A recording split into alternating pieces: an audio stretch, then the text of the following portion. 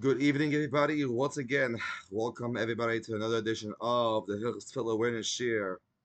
My name is R Yehudah Schwartz, and it's an honor and privilege to be giving this share twice a week.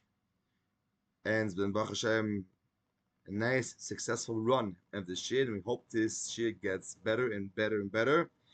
Not just only in just giving over the share, but also getting people the awareness of how a person must act when coming to shul, and how a person must act, how to daven, how to behave in shul, not talking shul in middle davening, not coming late, not leaving early, and so on. We spoke on this countless times already in the first 23 shiurim. This is shiur number 24. This is being recorded the week of Shavuos, which is why I want a schedule like this.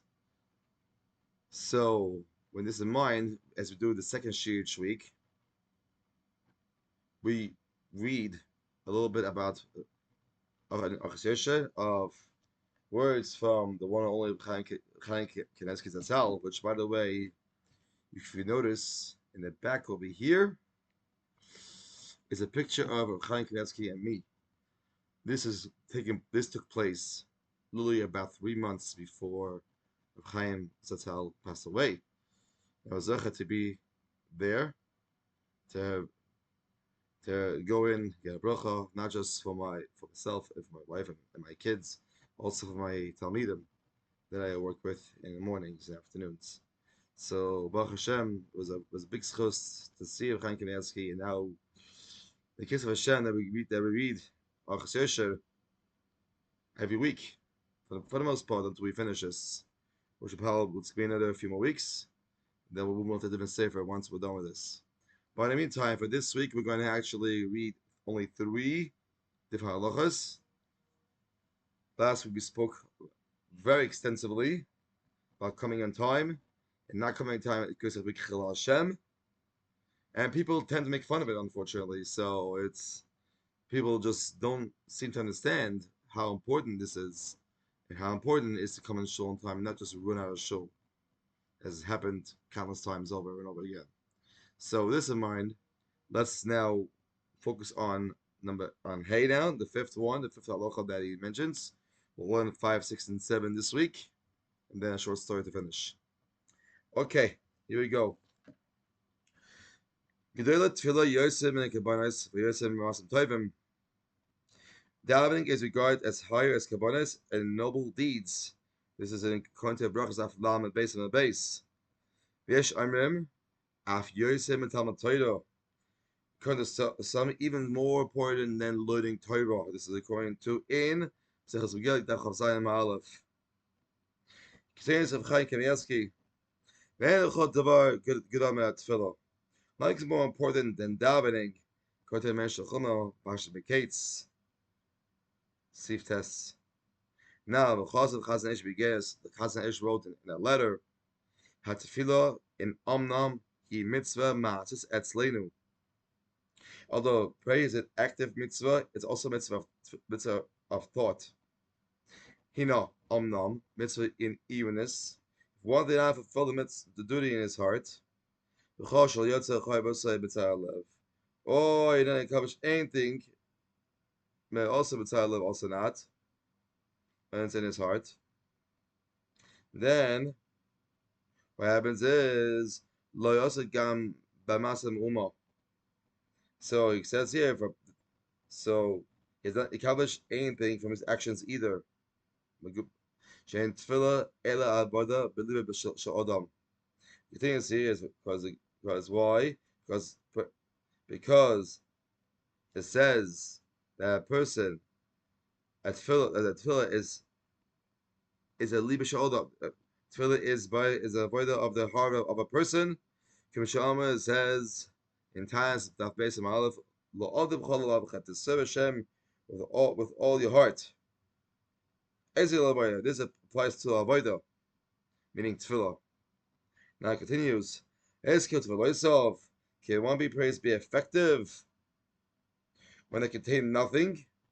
Nothing more than a treasure house of words. or words are prattling in the mouth. Mitzvah tefillah. It's a mitzvah of davening. Chabed ba'peh va'alev rachik.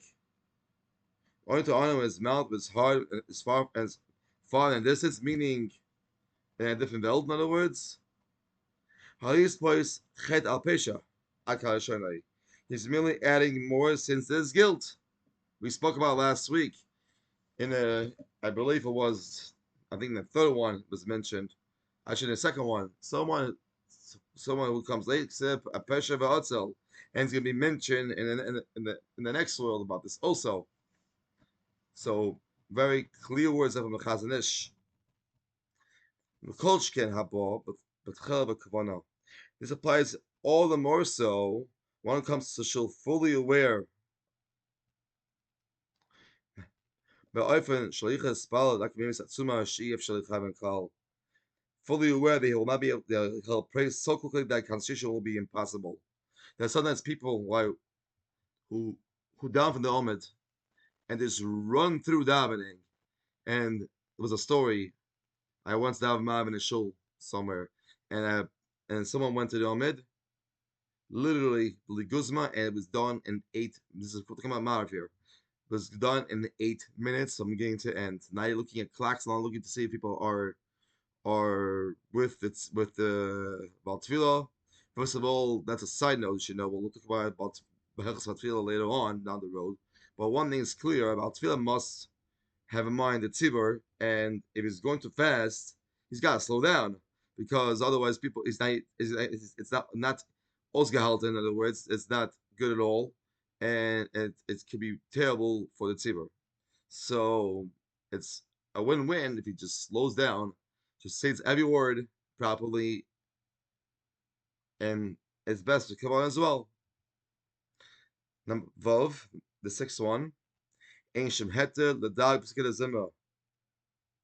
Rak v'shem tefillah tzibet evakrai. The only allowance for skipping portions of Pesach Zimra, which we discussed earlier in the week in Shiur 23, is so that one will be able to pray Shemona Esrei together with the Tzibur.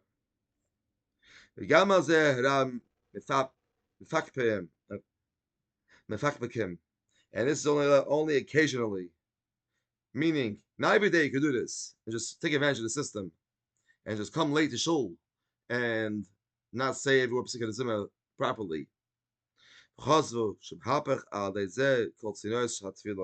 Even going the permission, there are those who hesitate and write that by doing so, one confuses the paths of davening, and the Mishabur does have a discussion on this as well.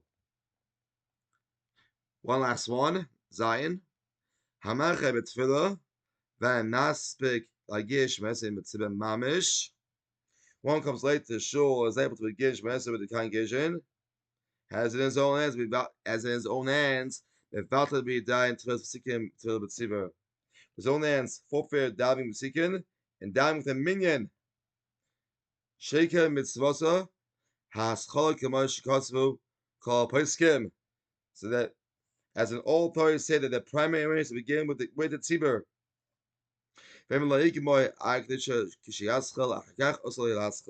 If one is late, will not complete his Shemona Esrei before the congregation is ready for Kedusha, he cannot start Shemona Esrei, but he must wait. Very, very important. This, by the way, only includes someone who is a latecomer. Unfortunately, there are some people who are about tefillah done fast, and just simply faster than the actual tefillah. So, with that in mind, those kind of people, try to get this as best you could. And some do actually, when it comes to particular zimmer, some do stop before the tip before the Tefillah because Tefillah is a fast davener, which is becoming a common practice lately, and it's a big, big problem. Taka, I must say, and people need to take it easy and slow it down, as we discussed in previous shiur. We'll stop over here, and we'll continue this as a shiur next week. We'll close with a short story of a Pesach Grown, of a Maga of Tefillah who you can get on artscroll.com. Very, very popular sefer or book to read. We'll discuss about Akeres Yitzchak. A lot of people do say it. I myself don't say it every single day, unfortunately. And I wish I did. But maybe one day I'll get. Hopefully it'll happen. It's my big challenge, personally, to be able to say Keres Yitzchak in the morning. But this time, before davening, I do actually say it. But here's a story. Reflective enthusiasm is the topic here from Keres Yitzchak. Many people recite the Parshas Akedah every morning during Shachas prior to the recitation of Sukkot Zimra. The schos of the Akedah remains to this day as one of the greatest benefits of Klal Yisrael. The Torah tells us that despite how excruciating it must have been for Avraham Avinu to heed Hashem's directive to bring Yisrael Yitzchak as a covenant, Vayash came Avram Babayker. Avram woke up early in the morning, Bereshit 20-3, displaying his great excitement and even enthusiasm to perform Hashem's mitzvah, an internal lesson to all Jews to perform mitzvahs with enthusiasm and without delay. It's interesting to me, to the author, that we recite this parasha in the morning, which makes it a forerunner for everything else we will do throughout the day. The Achas Tzadikim writes that the characteristics of Zerizus, enthusiasm, is the jewel of every midah. In other words, if we have Zerizus, we can improve anything about ourselves. However, if a person acts in a lackluster manner, he has no Zerizus, no enthusiasm, he will have a hard time improving himself. David Melech says in Tehillim, Chashti hisamati lishma mitzvah. I hasten and did not delay to perform your mitzvahs. R Yehudah Schwartz, Rosh Yeshiva in Antwerp, told him, the author, that he wondered why did David Melech use a double lashon, synonymous expression. David Melech said, I hastened. Doesn't that mean I didn't delay? Rav Schwartz answered the following. Imagine going out in the morning and seeing a fellow running for the bus, trying to get to yeshiva or to shul on time. You think, this fellow is a Zorus. He really tries hard to do mitzvahs with alacrity. However, what you don't know is that he woke up 25 minutes late. That's why he's running. Or he got involved with so many things in the morning that he didn't plan accordingly. David Melech says, I was running to do your mitzvahs, not because I delayed, but because I had the proper enthusiasm and excitement. Rav Yaakov ben Rabasher, known as Baal Turim, was the first to write a Shulchan Aruch in 4 sections, which became the pattern for the Shulchan Aruch that has been adopted universally. Interestingly, of all the Chazals and Psukim, he could have chosen to begin his monumental work. He chose the Mishnah on the topic of Zerizus. Yehudah ben Tema says, Behold a leopard. Lie as an eagle. Yatzkatzvi, swift as a deer. Yibi Kairi, and strong as a lion. La is a sign of Yichud Shemayim, to do the will of the Father in heaven. And Shlomo Wolber's Sefer, the Ali Shor, he writes that the root of the word Rotzer, which means desire, means Rotz, is Rotz, running. When a person has a powerful desire of something, he wants to obtain it. Rabbi Wolber's father-in-law, Rabbi Ram Gozensky, from 1884 to 1944, once said that at times, a Zaris, one is enthusiastic, is prone to mistakes. Because when one does things quickly, he can trip, fall, or commit an error. As my wife would say, haste makes waste. So here also, when people run, people make mistakes. Thus, he says, is not only with the legs, but also sometimes primarily with the head also. The essay you're reading is reflective enthusiasm. Because to achieve anything worthwhile with enthusiasm, one must give it thought before beginning. You plan, and then you act with enthusiasm. Running without thinking can easily lead to stumbles. I used to drive Shomol Shodon, says the author, Nagar Yerushalayim, when he was in New York. Sometimes I would drive a little too fast. He will always say these 3 words he said in Sfarik dialect, Peri hamihirot charata, the fruit of rushing to regret. If you rush and don't think about what you're going to do, you'll end up regretting it. Many years later, I discovered that this expression came from a sefer called Mifcha Haprimim, Choice Expressions, written by the composer of many parts of a Machzorim Shlomo ibn Gabriel of Spain.